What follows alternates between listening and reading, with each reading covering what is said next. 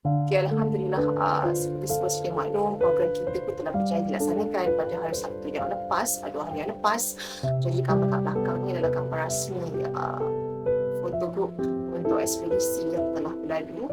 Jadi Masya Allah, pada mereka yang ada pada hari kejadian, mungkin anda boleh rasa pengalaman yang sangat best, especially yang bawa anak-anak, bawa suami, bawa isteri, kan ada juga yang bawa ibu dan ayah macam Abang sendiri, akan bawa ibu dan ayah. Jadi baru habis program ekspedisi hari Sabtu lepas pun ada yang tanya bila lagi next program. Ada juga request daripada sahabat kita daripada Negeri Sembilan yang tanya bila lagi dapat ekspedisi, mereka sanggup turun ke Gunung Terengganu. Dan inilah salah satu aktiviti yang bila kita buat bersama keluarga, Masya Allah, dia punya bonding tu sangat best sebenarnya.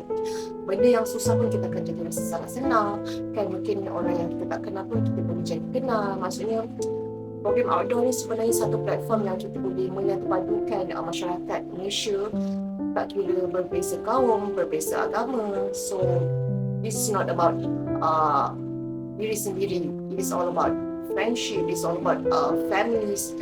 Jadi mungkin lepas ni kalau kami anjurkan, InsyaAllah kami akan anjurkan dalam masa yang terdekat. Jadi siapa yang sudi untuk join pada masa akan datang, silakan.